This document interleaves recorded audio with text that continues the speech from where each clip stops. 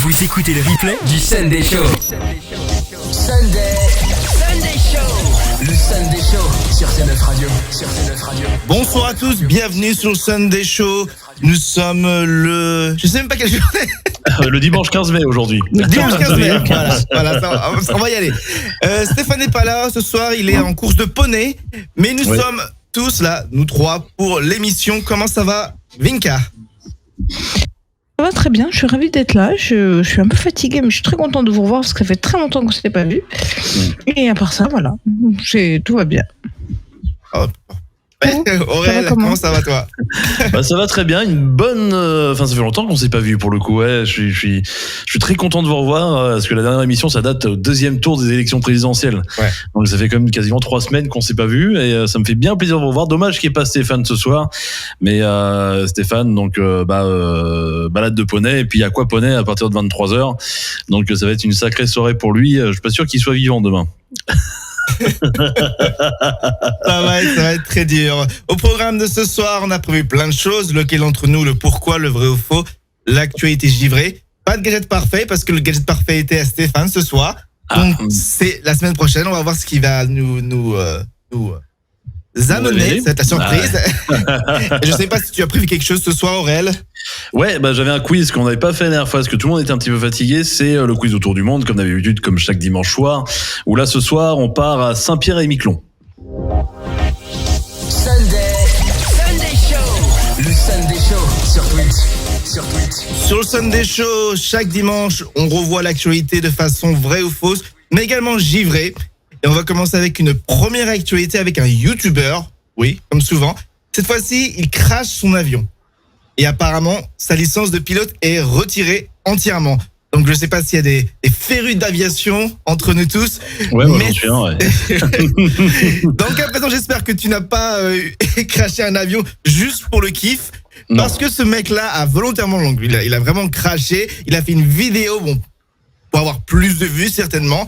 Et donc, l'aviation américaine, donc la FAA, était pas très très contente parce que ça se fait pas trop.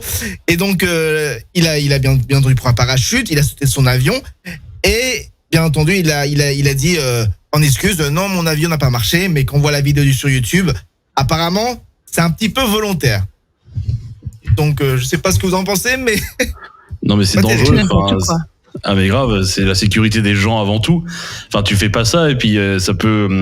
En plus, l'avion c'est très particulier comme psychologie où c'est totalement différent du train, de la voiture, etc. Parce qu'on est dans les airs et les gens dès qu'ils voient un crash, etc. Il y en a, ils sont paniqués. Et il y a même plusieurs centres qui existent. Il y en a un en France qui s'appelle le centre en gros de la peur aérienne, qui est dirigé par un mec qui s'appelle Xavier Titelman. Et en gros, il reçoit donc des tas de gens. Pour donc leur faire prendre l'avion, parce qu'il y en a qui ont des phobies et dès qu'ils voient un crash ou n'importe, c'est hors de question pour eux de monter l'avion. Et il y a des potes pour le coup qui devaient aller en Espagne pour faire la fête et qui se refusaient donc à se taper plutôt 12 ou 20 heures de train pour pouvoir aller à un endroit précis. Et finalement, grâce à ces centres-là, ils ont réussi à reprendre l'avion et aujourd'hui ils ont plus peur. Au contraire, ils prennent l'avion. Puis même il y en a pour du business où ça devient très compliqué de pas prendre l'avion. Du coup, ces centres-là aident. Et le fait de voir des crashs d'avion, c'est très dangereux pour beaucoup de personnes. Donc c'est pas très drôle de rigoler avec la sécurité des gens et des passagers pour le coup. Après, c'est mon avis. Ah ouais. Et pour peu que t'aies pas d'avion mais que t'aies une voiture et que t'aies envie de faire le con comme lui, c'est n'importe quoi. Oui. Non mais et en plus on sait pas, peut-être je pense qu'il a prévu, mais parce que les États-Unis en vrai c'est grand et donc il y a plein de passages où il y a rien, c'est juste un désert. Mais si tu vas dans un endroit où c'est plus, je sais pas, les zones aériennes, il y a plus habité, un avion ça peut cracher sur une voiture et la voiture n'a rien demandé. Clairement, donc, ouais. Ah non mais et pour le coup donc sa licence de pilote a été révoquée. Ça m'étonne pas, ouais. Non, c'est dangereux parce que l'aspect psychologique, le fait que c'est dans les airs, c'est hyper dangereux. Et ouais, heureusement que c'était en plein désert parce qu'il y a eu malheureusement, et c'était juste un mois après les attentats du 11 septembre, il y avait un avion qui décollait de New York et qui a perdu ses 2 moteurs qui ont pris feu et l'avion s'est défoncé sur Brooklyn et ça a été un immense drame. Les gens ils pensaient putain encore une attaque terroriste. Ça a été un gros flip pour eux encore pendant 48 heures et ouais, l'avion, il y a quelque chose comme ça où ça fait peur aux gens. C'est idiot à dire, mais ouais, enfin, faut pas faire le con comme ça. Enfin, c'est idiot. Mais il y a un YouTuber aussi en France qui s'appelle Villebrequin. Lui, par contre, il fait tout et n'importe quoi avec des bagnoles. Il roule à 170 sur un dos d'âne. Il a conduit en état d'ébriété en présence de la gendarmerie, bien sûr, mais sur donc une piste prévue à cet effet pour montrer en gros la dangerosité de l'alcool, etc. Donc, il fait comme de la prévention en même temps. Mais c'est un énorme malade. Ah non, au moins c'est des youtubeurs qui sont plus ou moins sympas, qui prévoient les choses, donc ça oui, va. voilà, c'est ça. Ça va. Allez, on continue dans les actualités avec la présidentielle, encore une fois. Donc la dernière fois on s'est réunis après le second tour. Cette fois-ci on parle un peu du scrutin. Donc c'est un scrutin d'un village d'Isère qui a été annulé. Pourquoi ? Parce que les clés des urnes étaient trop bien rangées. Et oui, le Conseil constitutionnel... Le Conseil constitutionnel, c'est compliqué ce mot pour moi. Constitutionnel, ouais. Le Conseil constitutionnel a décidé d'annuler 250 votes donc en Isère pour le second tour de la présidentielle. Donc durant le scrutin, les clés des urnes, donc qui doivent rester généralement avec le président et l'assesseur, donc ne sont pas restés avec eux. Donc ce qui est contraire au code électoral. Et donc les 250 votes sont partis parce qu'ils n'arrivaient pas à trouver les clés pour ouvrir les urnes. Ah. Non mais c'est exceptionnel, c'est énorme. Juste pour des clés d'urne, non mais franchement, mais il y a des trucs. Jean Lassalle, il a fait annuler, le village où il a voté avec donc le fait de se montrer sur les réseaux sociaux, a annulé tous les votes de son village parce que normalement il n'avait pas le droit, étant donné qu'il était président de la il était candidat à la présidentielle, de se montrer sur quelques réseaux que ce soit ou quelques presses, etc. en disant je refuse de mettre mon vote parce que ça pouvait influencer en gros d'autres personnes. Donc du coup le vote a été annulé. On dit bonjour au mignon fils de Linka pour le coup. Ouais. Mais oui, qui s'est réveillé au mauvais moment. Au moment où on aurait dû faire dodo. Parce qu'il y a de l'orage chez nous et je trouve que ça l'a réveillé. Ah bah l'orage va y arriver il y a 10 minutes. T'as des choses à dire, Allemand ? Waouh, d'accord. Est-ce que tu veux le ballon de Pascal ? Et un petit une fleur. La fleur en bas. Pour expliquer aux auditeurs de C9, il y a le fils de Vinka qui est venu squatter les genoux de Vinka en même temps pour s'exprimer à l'antenne. Et on va laisser s'exprimer. Ah. T'as d'autres choses à dire ? Non, tu manges pas le micro. Bon, on va aller faire dodo. Du coup, je vais devoir vous laisser pour aller me recoucher. Il n'y a pas de souci. Bisous. À bientôt. Au revoir. Au revoir. Oh, génial. Il est trop chou. Donc oui, on va reprendre l'émission. Non mais c'est au moins ça prouve par rapport aux États-Unis, au moins il y a un peu de respect des scrutins. Il y a la vérification chaque fois. Ah ouais, mais c'est un truc de ouf, hein. Il y a eu pendant un moment, alors c'était plutôt dans un milieu, on va dire, mafieux de l'époque, ça date, hein. C'était en fait les gens, donc les bulletins doivent avoir un format réglementaire. Donc c'est un format très précis, il faut pas que ça dépasse, c'est vraiment au millimètre près. Et donc il y avait des milieux mafieux de l'époque, hein, ça date d'il y a 50, 60 ans, qui faisaient en fait des bulletins, qui les remplaçaient dans certaines mairies par des bulletins plus petits, mais genre juste sur allez 0,2 d'écart, 0,3 pas plus millimètres, sauf que du coup tous les bulletins étaient invalidés puisqu'ils se retrouvaient qu'avec des bulletins du coup qui étaient non conformes au niveau du format.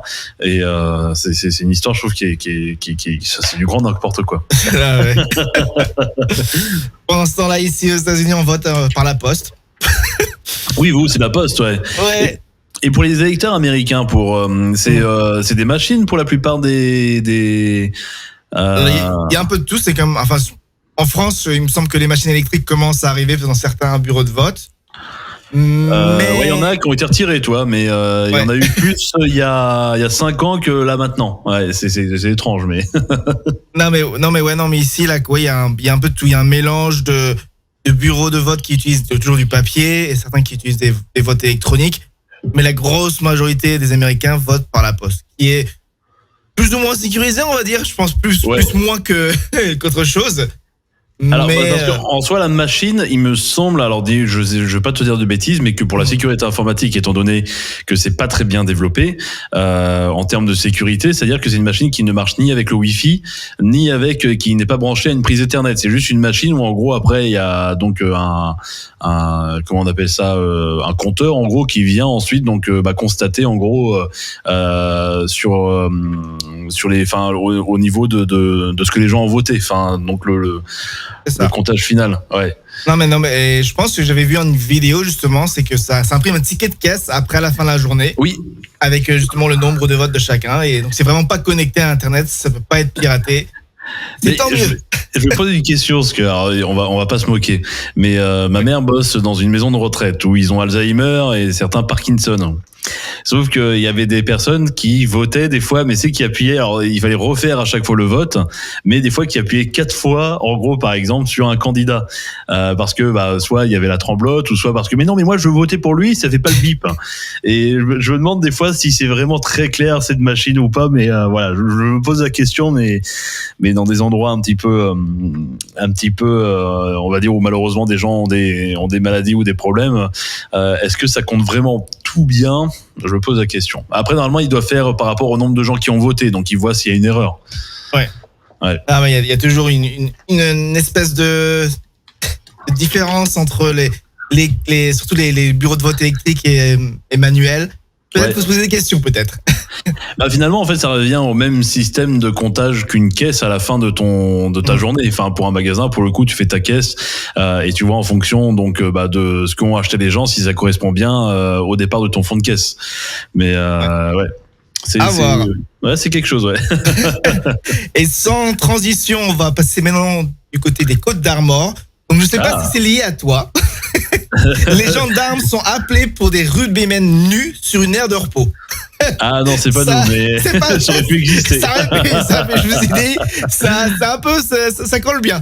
Donc, apparemment, ils célébraient une victoire sur une aire de repos, donc pas très pudique parce qu'il y avait plein de gens sous l'aire de repos. Et donc, ils étaient donc les paires de fesses collées sur la vitre arrière d'une voiture. Et donc, ils sont arrêtés. Donc, les témoins n'ont pas aimé. Donc, ils ont appelé au 17 et les gendarmes sont arrivés avec une quinzaine de rugbymen qui fêtaient la victoire du jour, donc complètement nus. Non. Oh là là. Remarque, soit dit en passant, je peux pas la montrer parce que sur Twitch. Oui. J'ai reçu une vidéo similaire de rugbyman ce week-end. Des potes à moi, mais plutôt dans le sud-ouest pour le coup, qui s'éclataient un énorme barbecue dans un grand village pour le coup où bien évidemment ils étaient dessapés. Donc je crois que les rugbyman aiment bien fêter ça à poil. Clairement. Et donc les gendarmes qui ont rappelé que ces faits sont punis de 15 000 € d'amende et d'un an d'emprisonnement. Mais pour le coup, je pense qu'ils les ont juste laissés parce que je pense que ce n'est pas de la première fois qu'ils l'ont vu. Surtout du côté de Surtout du côté de la Bretagne, non, c'est sûr. Ça a l'air d'être quelque chose de conséquent. Et je mets pas l'image ici parce que l'image est non, on peut pas la diffuser. Ouais, malheureusement, pas sur Twitch. Ouais, mais s'ils peuvent la retrouver, ils ont juste à taper rugbymen nus. Oui. Et ils la en Bretagne. Voilà. Je sais pas, je sais pas si c'est comme aux États-Unis. Aux États-Unis, il y a toujours l'histoire, donc les actualités Florida Man. Donc dès qu'il y a une connerie, c'est Florida Man. Donc je sais pas si en France, s'il y a quelqu'un qui est nu, ça va être l'homme en Bretagne. Ça va être. Ah putain, il y a eu des sites comme ça qui ont existé pendant un moment, mais je crois qu'aujourd'hui on n'a plus trop d'actu. Hein. Mais ça existait à l'époque, hein. Enfin il y a 5-6 ans, hein. Il y en a eu pas mal, ouais. Comme les Chuck Norris Facts et tout, etc. Enfin il y en a un paquet, mais aujourd'hui franchement, à part le Gorafi qui fait vraiment de la satire pure et dure de titres de presse, je suis pas sûr qu'il y en ait aujourd'hui. Je regarderai. Ah si, il y a Ivre. Ivre Hill. Ah putain, je vous ferai une compilation un jour d'un vrai ou faux de Ivre Hill. C'est exceptionnel. Et la majorité des cas sont en Bretagne. On représente bien la région. D'accord. Pour le coup, on va passer justement sur un vrai ou faux. Je vais peut-être pas le faire la première. On va voir si Mika revient ou pas. Mais je vais faire celle-là pour 1 €. À ton avis, est-ce vrai ou faux? Une famille a racheté une maison. Oui. Ouais, pour moi, c'est vrai, ouais. Eh ben, c'est vrai pour le coup, oui. Ça arrive dans plein d'endroits. Et c'est dans la Haute-Garonne, donc c'est dans la commune de Saint-Amand-Montron. Donc ils ont acheté une maison pour 1 euro, mais avec la condition, parce que toujours une condition, oui, ça coûte 1 euro. Ouais. Il va falloir rénover le bien dans un temps imparti. D'accord. Donc oui, c'est pareil ici aux États-Unis. J'ai vu, il y a des maisons, surtout à San Francisco, il y a des maisons à 1 euro, mais on est forcé à garder donc le même thème souvent. Donc comment la maison a une apparence, donc on peut pas totalement la raser. Donc c'est pour ça que ça coûte cher. Donc il faut faire des travaux, et donc pour le coup ils se sont dit bon 1 euro. Mais en fait, c'est pas vraiment 1 euro. Non, c'est pas dans ce qui est la rénovation derrière. Mais ça peut être intéressant. Le concept, il vient de l'Angleterre pour le coup. Ce concept de maison à 1 euro à rénover. Et en France, la première ville à l'avoir lancé, c'était Roubaix. Pour le coup, ils l'ont lancé en 2018, donc ça fait 4 ans pour le coup. Et donc là, on a les résultats pour le coup, parce qu'ils ont fait une enquête. La moitié des chantiers a été livrée. Donc c'est-à-dire que sur la moitié des maisons, enfin sur la totalité des maisons qui ont été vendues à 1 euro, il y a la moitié qui ont fini leur rénovation, mais 3 ans plus tard. Et sauf que pour le coup, il y en a qui ont donc un temps imparti. Là, donc pour Roubaix, ça va être au total sur...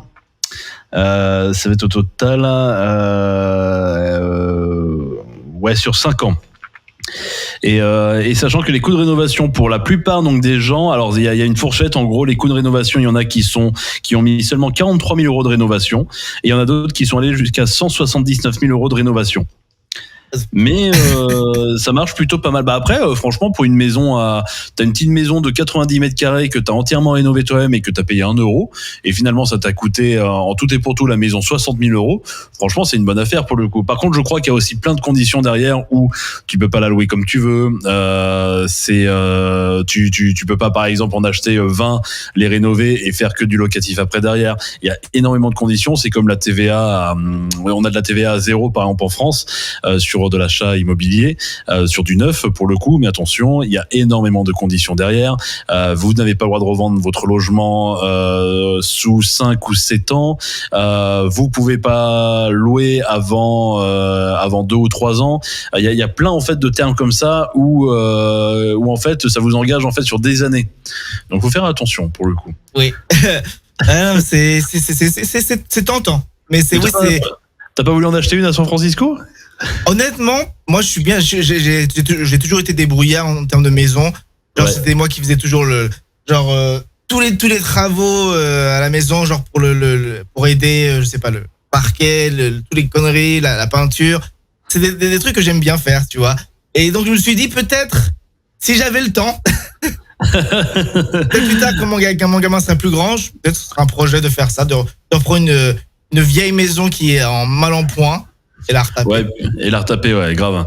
Moi, j'adore faire ça aussi. Franchement, ça, c'est mon gros kiff. Mais quand déjà tu vois que juste pour un parquet, pour, on va dire, une surface à peu près de, 70 mètres carrés, tu tapes déjà la journée, tu te dis, bon, après, il faut faire les peintures, il faut faire l'isolation, il faut refaire la plomberie, il faut refaire l'électricité.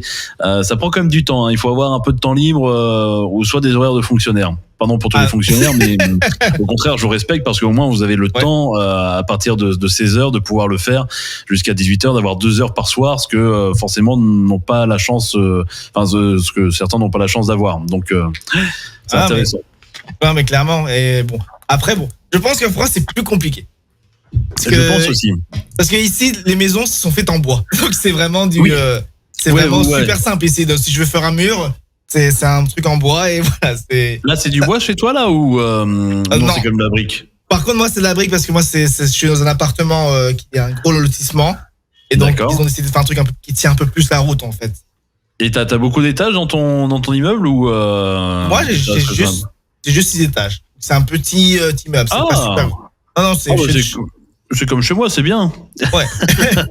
Je suis au dernier, 6 étages, et pour le coup, donc c'est du béton armé, c'est bien isolé, donc j'entends pas mes voisins.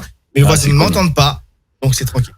Ah putain, c'est bien. Et de tes fenêtres qui sont sur le côté pour le coup, est-ce que tu vois, t'as une belle vue quand même ou pas trop, hein? Pas trop. C'est 6e étage, je suis un peu plus haut pour voir mieux. Mais voilà. Pour voir mieux, ouais. Parce que t'as que des immeubles devant qui sont plus grands. C'est ça, voilà, il y a des immeubles qui sont plus grands parce que je suis vraiment dans le centre de San Francisco, on va dire. Tu vois, je suis vraiment bien placé dans San Francisco. Je suis vraiment là, au milieu, le centre-ville, il est à côté gauche. Un peu plus loin, c'est l'autre côté de la ville. Donc, je suis vraiment là, milieu. Donc, si Poutine veut faire une bombe, bah, il va me choper. C'est sûr. Il a qu'à venir, voilà. Voilà. Je suis en plein milieu. On va pas le souhaiter, hein. Ouais, non. Mais bon, avec tout ce qui se passe, on va éviter d'en parler trop. Et donc, on va continuer dans la prochaine actualité, vraie ou fausse, avec, pour le coup, Elon Musk, qui veut racheter Renault pour copier la Mégane pour une nouvelle Tesla. Est-ce vrai ou faux? Donc, on sait qu'Elon Musk, en ce moment, il aime bien acheter des compagnies comme Twitter. Est-ce vrai ou faux qu'il considère racheter Renault? Ah putain, je sais pas. Parce que Renault a été sur énormément de choses en pointe pendant un sacré moment. Et Renault a un énorme pôle innovation. J'hésite, hein. Mais parce que c'est pas facile avec Elon Musk, hein, parce que c'est comme jour et nuit avec lui, hein, pour le coup. Ah putain, c'est hallucinant. Pour la folie, je dirais vrai pour le coup. Malheureusement, c'est faux. Mais en vrai, on sait jamais. Comme tu as dit, il est vraiment un peu fou. Ouais. Peut-être demain, il va voir une Renault électrique, il va dire, oh, j'aime bien ça, je vais la prendre. Parce que oui, on sait que Elon Musk, en ce moment, il veut racheter Twitter. Dont le rachat a été suspendu. Oui, parce que pour aucune raison complètement débile. Ouais, la raison, on la connaît, hein, c'est qu'il veut juste faire couler pour acheter moins cher. C'est ça, donc pour 44 milliards, il veut racheter Twitter. Je sais pas combien il va racheter Renault, mais pour le coup, avec donc je sais pas si vous avez vu comment Elon Musk tweet. C'est très particulier. On dirait un gosse de 13 ans qui a récupéré Twitter. Ah mais mais clairement. Ah ouais, non mais c'est hallucinant. J'hallucine à chaque fois en voyant ses tweets. Ah non mais pour un mec qui connaît tant sur l'aérospatial, qui vraiment connaît, donc il connaît comment marchent ses moteurs, et c'est vraiment un ingénieur spatial. Ouais. Qui vend des voitures électriques qui vont changer un peu le paysage justement des voitures électriques. Ouais. Tweeter comme ça, c'est particulier. Mais voilà. Donc on ne sait jamais sur une folie. Ce sera peut-être lui qui rachètera Renault. C'est pas encore. Bon, c'est énorme. Tesla d'ailleurs qui a toujours le brevet du moteur quantique, qui est toujours en train de le développer depuis. C'est au moins 60 ans qu'il le développe. Hein. Alors, on va voir ce que Elon Musk va réussir à faire bientôt, en espérant que ce petit Elon Musk ne va pas vendre de voiture à un des facteurs, parce que une actualité vraie ou fausse, à voir si ce facteur existe ou pas. Vinka est de retour, et justement, donc, à votre avis, est-ce vrai ou faux? En 2 semaines, un facteur heurte 3 maisons, renverse un lampadaire et une boîte aux lettres. Ça fait beaucoup. Est-ce vrai ou faux, à votre avis? Mais tout à fait. Moi, je pense que c'est tout à fait vrai. Je refais du vélo depuis une semaine. J'ai risqué ça au moins à chaque trajet. Donc, je ne vois pas pourquoi ce ne serait pas possible pour un facteur. Donc, c'est vrai pour Vinka et pour Aurel, à ton avis? Je dirais ouais. C'est vrai. Malheureusement, c'est un facteur en Belgique. Donc, en 2 semaines, il a été responsable de 2 accidents. Donc, comme je l'ai dit, c'est beaucoup de choses. Hein. Une boîte aux lettres, un lampadaire fauché, 3 maisons heurtées, mais apparemment, aucun blessé. Donc, tout va bien. Il n'est pas blessé, il n'a blessé personne. Il a juste... je pense que son camion est dans un état probablement impossible, parce qu'avec un lampadaire qui est vraiment très, très mal en point. Et c'est pas la première fois. Donc, apparemment, c'est pas un inconnu. Donc, ce facteur s'était endormi au volant avant. Oh putain. Et donc 2 semaines plus tard, pareil dans la même rue. Donc c'est un jeune de 19 ans, donc qui apparemment pour lui la conduite c'est pas encore ça.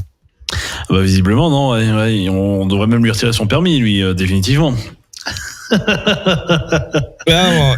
Donc je sais pas s'il y a des expériences de conducteurs qui qui se crachent souvent. Donc je ne sais pas. J'ai eu un copain qui se crachait pas mal pour le coup. Alors putain, il a dû flinguer 5 bagnoles sincèrement. Pour le coup, une fois il rentrait, je sais plus, il s'est cru pour un pilote de rallye, sauf qu'il y avait une espèce de bosse assez grosse quand même. Sauf qu'il l'a pris assez vite. Il est rentré dans une maison. Une fois, c'était dans le fossé. Une autre fois, qu'est-ce qu'il a fait comme connerie encore? Il s'est pris des poteaux de trottoir.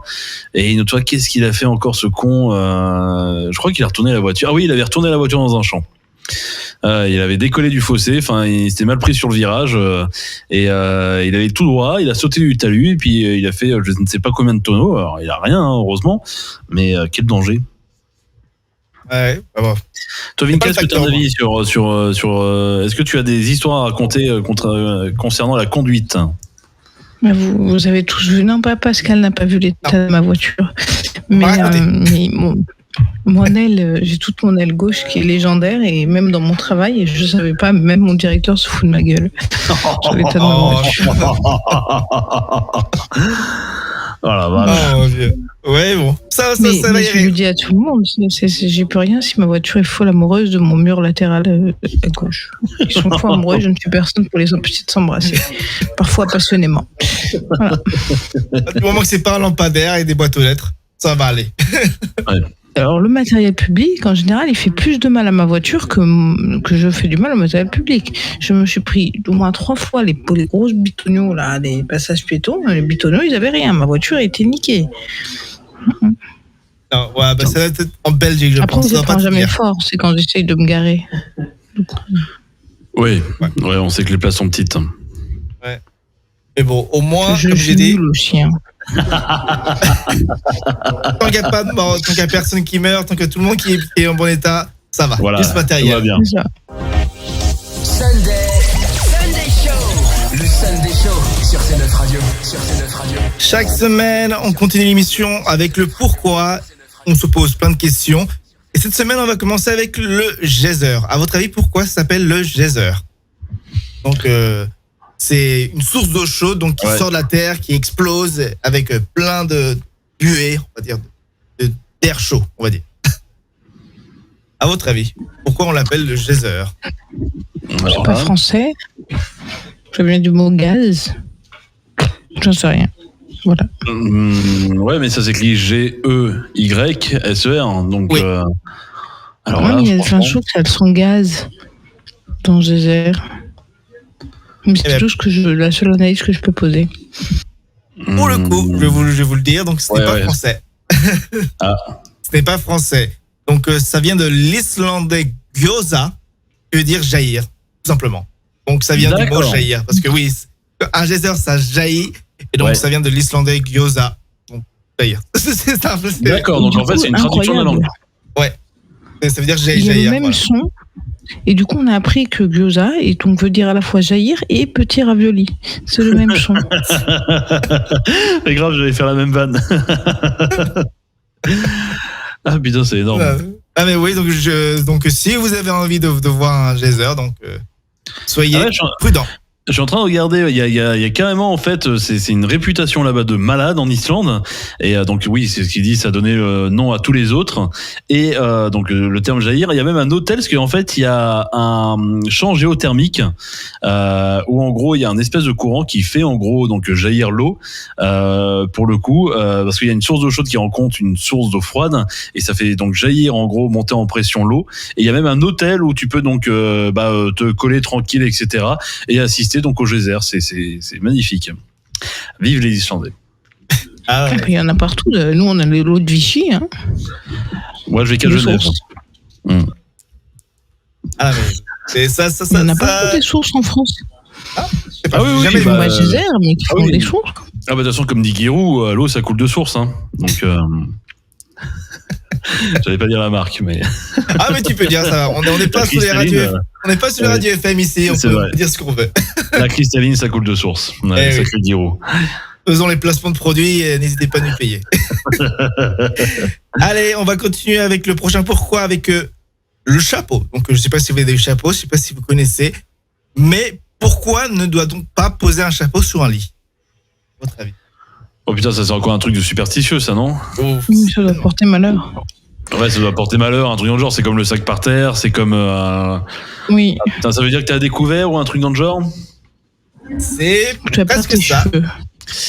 Presque ça, mais en pire. Donc oui, c'est superstitieux, ça porte malheur. parce qu'il y a encore quelques années, donc les hommes portaient des chapeaux, donc vous savez, lors des enterrements. Et donc, on le retirait dans la chambre mortuaire pendant les derniers hommages aux morts. Donc, la signification, c'est que poser son chapeau sur son lit signifie que la mort n'est pas loin. Ah d'accord, oui, ça va très loin là. Ah oui. Ah oui, d'accord. Donc, d'accord, très glauque. Mes petits loups. Alors, je suis désolée de ce thème glauque. Moi, j'ai encore la vie. Et du coup, ma petite vie, elle a peur de l'orage. Donc, je vais peut-être devoir repartir. Il n'y a pas de souci, t'inquiète pas. Et moi, je te préviens, Pascal, parce que là, l'orage est bien en train d'arriver à Levallois, pour le coup. Et à Levallois, il faut savoir qu'on a au moins 8 coupures par an d'électricité. Et pour tout et n'importe quoi. Donc, si jamais ça coupe au bout d'un moment, je me reconnecterai en 4G derrière, etc. Il n'y a pas de souci. Généralement, les antennes ne sont pas coupées. Mais j'ai l'impression qu'il y a des bâtiments qui sont éteints. Donc, je vais prévenir. D'accord, on va aller vite. Non, il n'y a pas de problème, je me reconnecterai après derrière, mais c'est juste que je préfère prévenir si jamais ça coupe d'un coup. Très bien. Alors, on va continuer avec maintenant le dernier pourquoi, je pense. Mais non, peut-être. C'est plus un pourquoi. Je reste parce que j'ai le papa qui a allé gérer. Donc, je suis sûr qu'il vive. D'accord. Mais n'hésite pas à partir, il n'y a pas de problème. On comprendra pourquoi. Pareil, si Aurel déconnecte, on comprend pourquoi. Et pourquoi, à votre avis, une imprimante à petit prix pourquoi une imprimante est vendue à petit prix? Vous savez, je sais, parce que on s'est tous fait niquer. Pardon, je suis vulgaire. On s'est tous fait avoir. Parce que c'est l'encre qui coûte une blinde. Voilà. C'est mon analyse. Non, mais c'est ça. Donc, c'est la même stratégie que les rasoirs. Donc, vous savez, les rasoirs manuels, donc c'est pas super cher, mais par contre, les lames, ça commence à faire cher. Et oui. C'est la même stratégie. Donc, une imprimante a peut-être vraiment prix, hein, vous pouvez en trouver pour 50 €, 30 € parfois.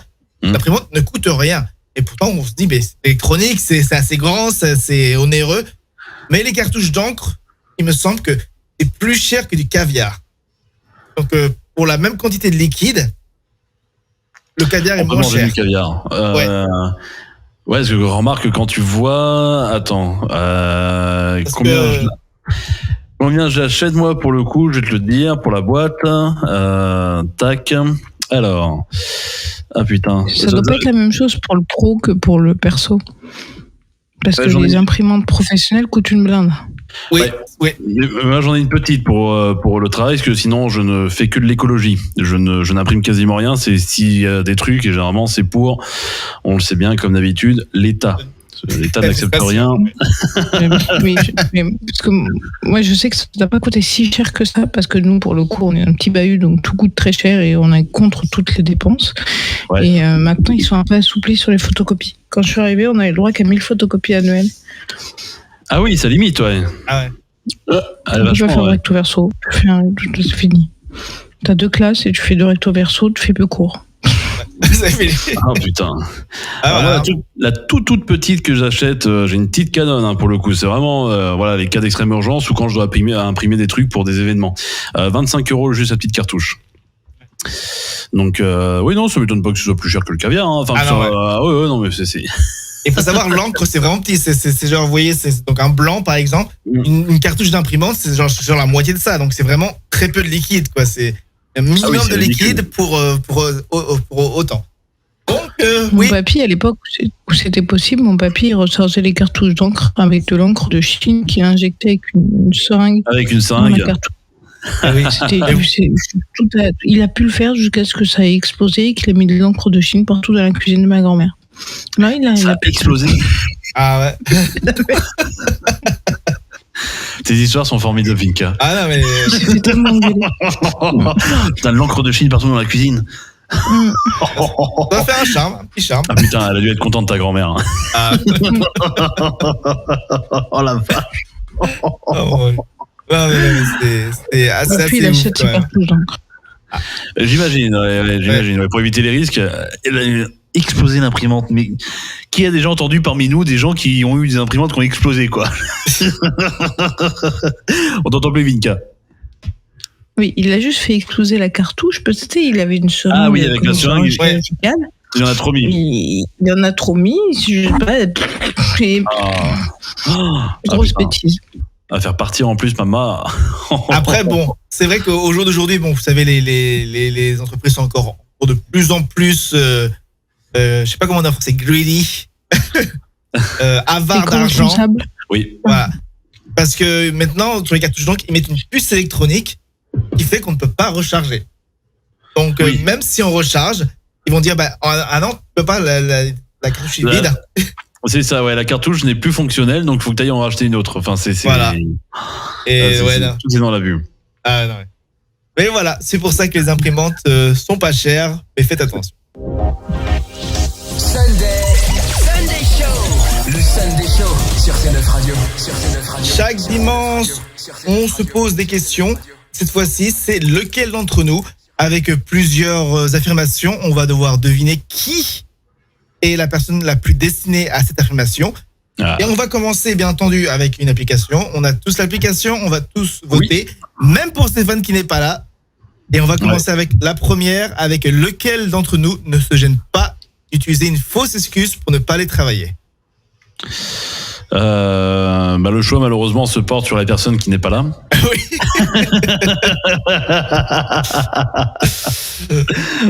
Je sais. Alors il y a 4 votes, donc c'est premier l'ancien vote de Stéphane qui est resté, mais c'est 3 votes pour Stéphane, donc. Voilà. Il y avait qu'à être là. Hein. Ah bah non, il est pas là. Il peut pas se défendre. Ah, il écoutera. Je sais qu'il écoutera en podcast après, donc. C'est vrai. Et parce pour le plus, coup, on nous a dit qu'il faisait du poney. Ouais. C'est vrai. Et donc le connaissant. Quelle belle excuse. Qui fait d'une balade en poney un dimanche soir à 21h? C'est vrai. Voilà. L'excuse, elle est toute trouvée. Voilà, c'est une fausse excuse. Ouais, non, il y avait un verre de vin qui était devant lui, il a pas voulu le lâcher. C'est vraiment parfait. Donc voilà, c'est son excuse et c'est pourquoi il a été élu. On continue dans la prochaine avec lequel d'entre nous serait capable de mettre le feu à sa cuisine en cuisinant.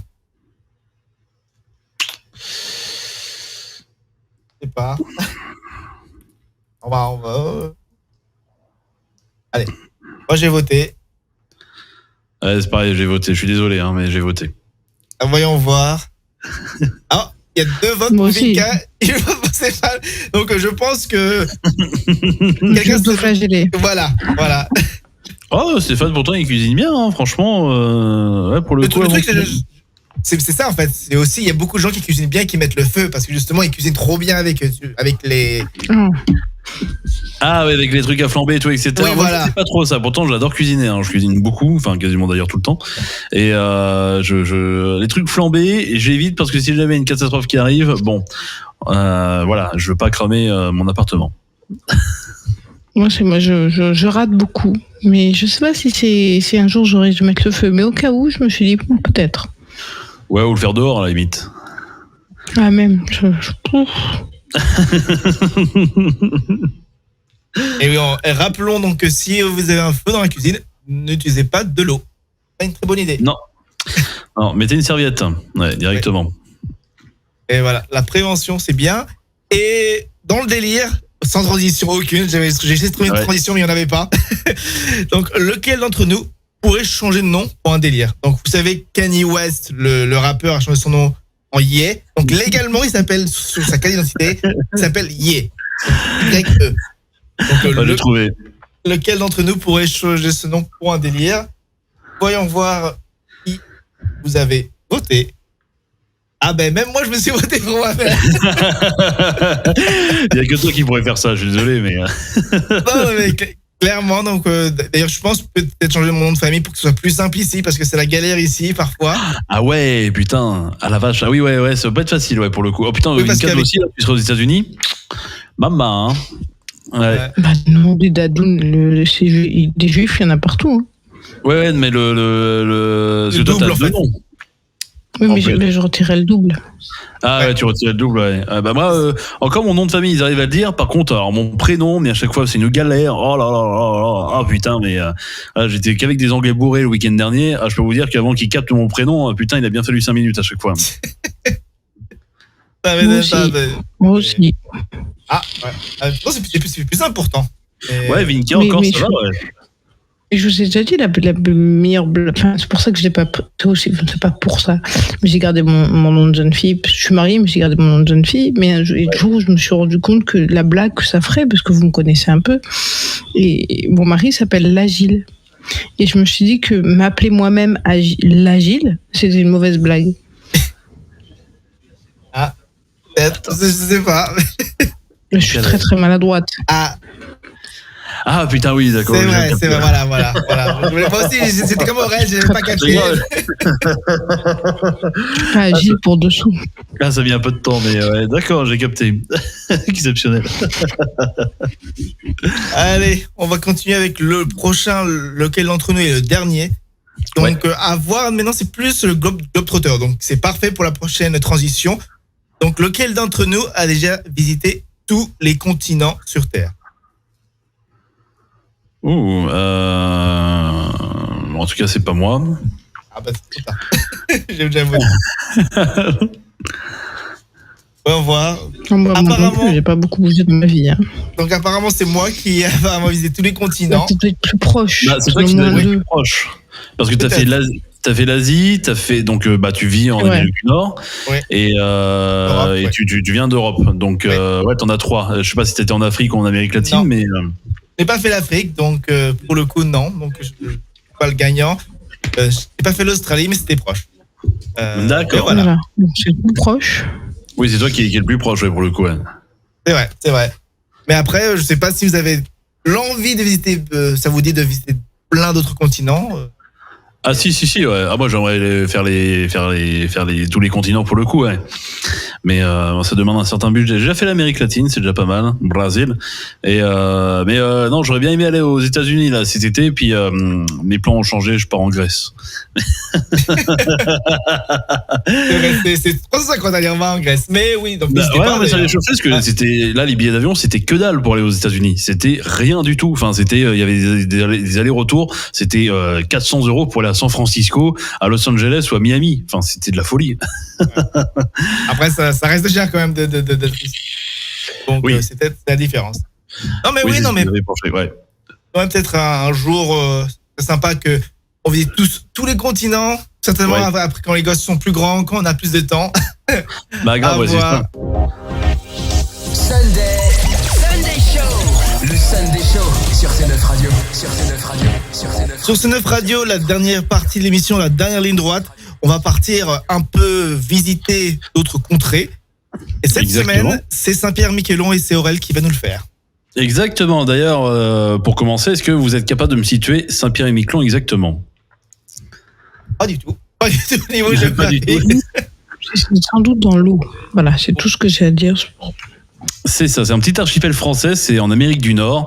Je sais pas si vous voyez la Terre-Neuve au Canada pour le coup, qui est vraiment tout à l'est du Canada. C'est au sud-est du golfe de Saint-Laurent pour ceux qui connaissent. Donc c'est juste situé là, c'est tout petit. Mais on va en rediscuter tout à l'heure. D'ailleurs, on va commencer avec une première question. Quelle est la monnaie de Saint-Pierre-et-Miquelon selon vous? Est-ce que c'est A, le dollar canadien, B, l'euro, C, le dollar américain ou D, le bitcoin PMK? Avec le bitcoin qui se casse la gueule, c'est une mauvaise idée. Mais je pense que c'est le dollar, le dollar américain. C'est français, Saint-Pierre-et-Miquelon? Saint-Pierre-et-Miquelon est français. Ah, c'est français. Donc c'est l'euro? L'euro alors. C'est l'euro pour le coup, et cependant le dollar canadien et américain sont facilement acceptés par les commerçants lors de la saison touristique. Donc si vous venez du Canada ou des États-Unis et que vous allez visiter, il n'y a pas de problème pour y aller. C'est assez compliqué d'y aller parce qu'il n'y a qu'un seul vol disponible pendant l'été pour aller à Saint-Pierre-et-Miquelon, sinon il n'y en a quasiment pas du tout. Et sinon il faut soit partir donc de Montréal ou soit il me semble de New York. Donc il n'y a pas énormément de vols pour y aller. Quel est le nom des habitants de Saint-Pierre-et-Miquelon? Est-ce que c'est A, les Saint-Pierrais et Miquelonais? Réponse B, les Saint-Pierrois et Miquelonois? Réponse C, les Pierrots et Miquelon? Ou D, les Saint-Stéphanois et Miquelovinca?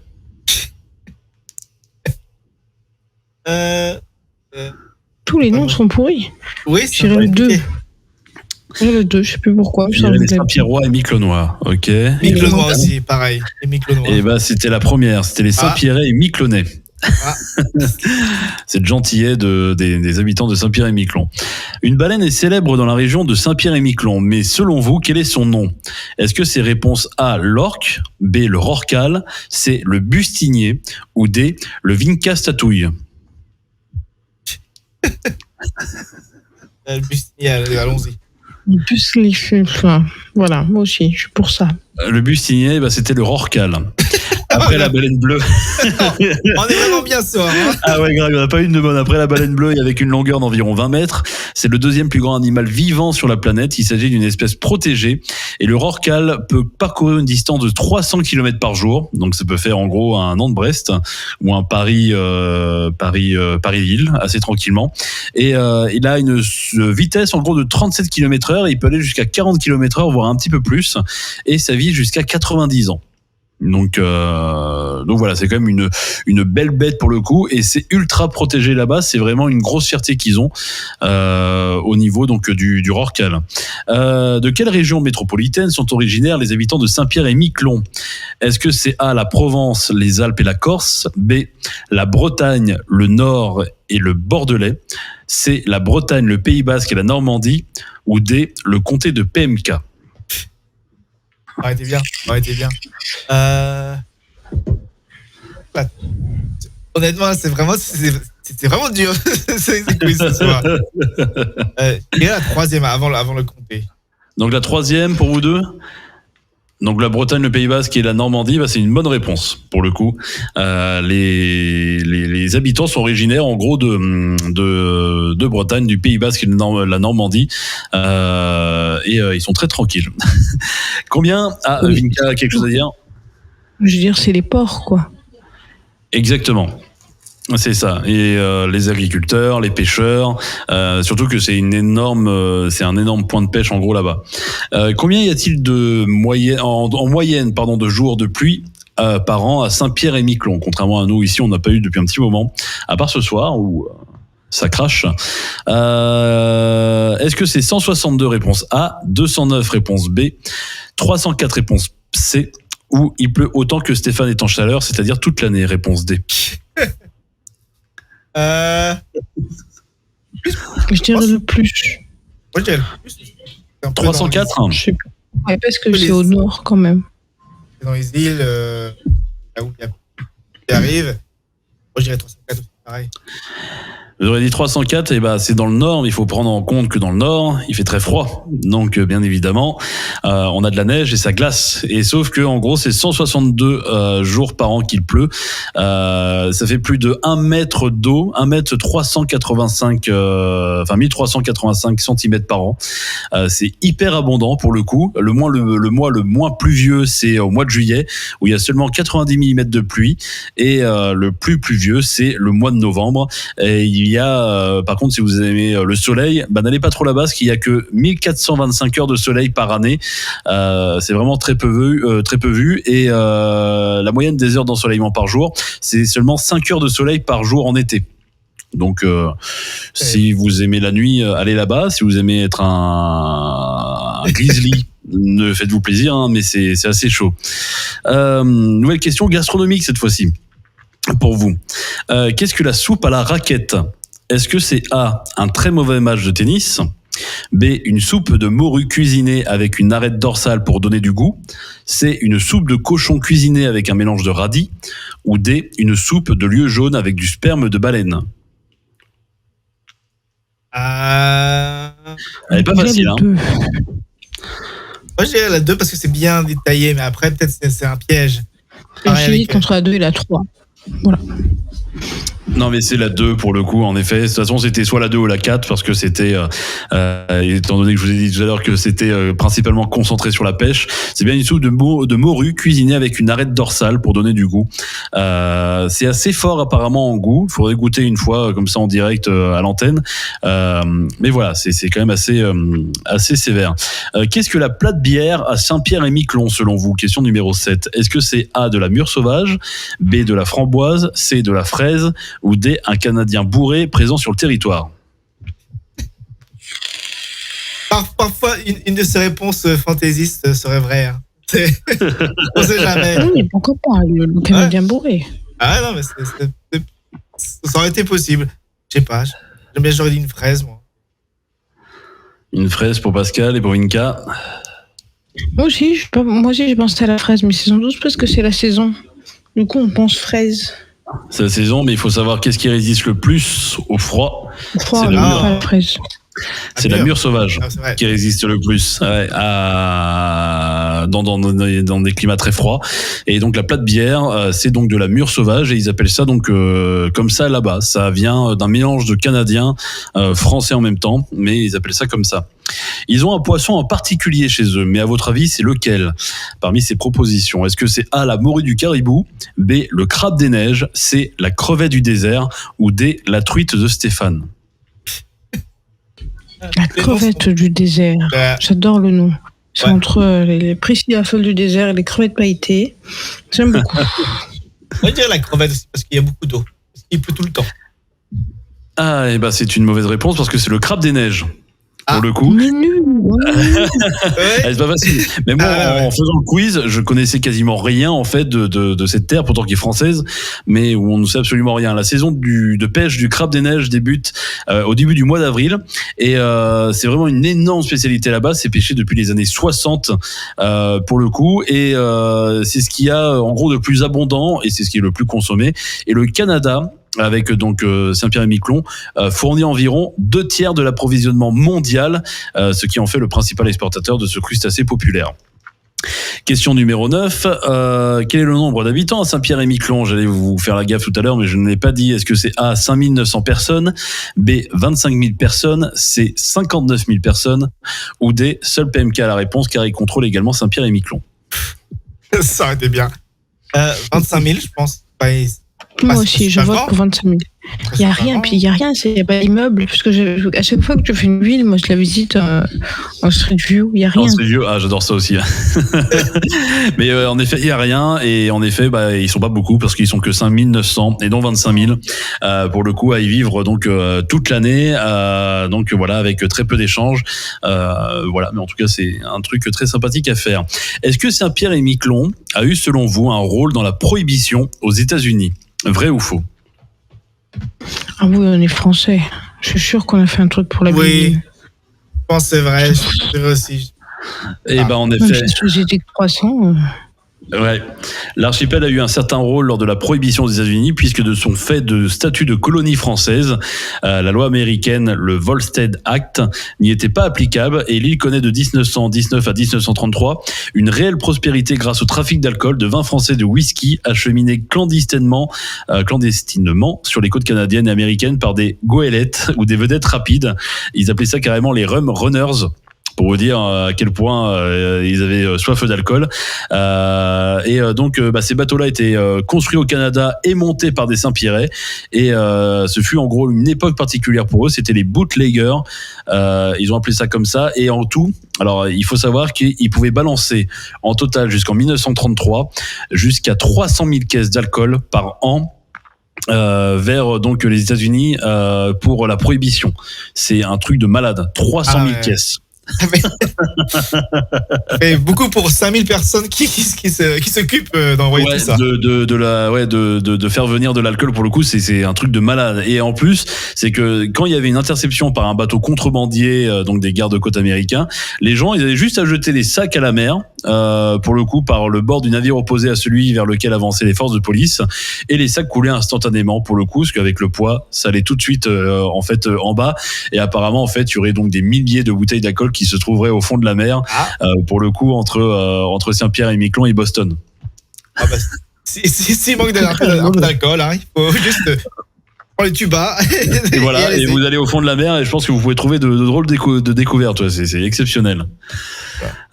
Et voilà, donc c'était ce petit quiz sur donc Saint-Pierre-et-Miquelon, pour le coup, que je vous invite à aller visiter si un jour vous avez l'occasion. Il y a très peu de vols par an. Il y a seulement un vol saisonnier qui part de Paris-Charles de Gaulle et qui arrive directement à Saint-Pierre-et-Miquelon. Mais c'est un vol très juste parce que c'est grâce à un avion qui peut atterrir sur cette piste parce que la piste n'est pas énorme. Donc il y a des avions, on va dire, de moyenne taille qui peuvent s'y poser, mais pas des gros avions. Donc voilà, mais un petit pays à aller faire. Très bien, merci Aurel pour cette visite d'une autre contrée. La semaine prochaine, je sais pas ce qu'on va faire au niveau du pays. Je sais pas si c'était une idée. Pas encore, mais j'ai réfléchi très clairement et je pense qu'on va plutôt partir vers l'Afrique, parce qu'on n'a pas fait tellement d'Afrique. C'est vrai. Ouais. C'est vrai. Donc on va aller faire un petit coup d'Africain. Ouais. Très très bien. On va conclure l'émission parce que je vois qu'il y a les éclairs. Ce que j'aime bien, c'est très marrant. Les éclairs sont synchronisés entre Aurel et Vinka. Donc on sait que vous êtes. Je suis d'accord. Mais grave, c'est dans le même pays. En même temps, alors qu'on est très loin. Ouais, mais en fait, on a eu des précipitations qui se rejoints. Donc, contrairement à la Normandie, par exemple, où c'était une seule précipitation, là, c'est qu'il y en a deux qui se sont rejoints en Île-de-France pour le coup, et c'est vrai que ça fait de beaux éclairs pour le coup. C'est assez impressionnant. Eh oui. Et donc, avant de vous perdre, on va se donner rendez-vous pour la semaine prochaine avec justement Stéphane, avec son gadget parfait. On va voir ce que ça va être, une surprise. Mais d'ici là, on va tous se porter bien et je vais laisser le mot de la fin à Vinka. Eh bien, merci, je m'en doutais un petit peu et du coup, j'étais en train de me dire, mais qu'est-ce que je vais souhaiter à tout le monde ? Je souhaitais à tout le monde de passer une bonne semaine, de profiter un peu du soleil parce que je pense qu'il commence à vraiment faire beau, vraiment à faire un temps agréable et de garder le sourire toujours. Voilà. C'est très très bien. Belle Allez, parole. à la semaine prochaine. Ciao. Merci, ciao. Bisous, bisous.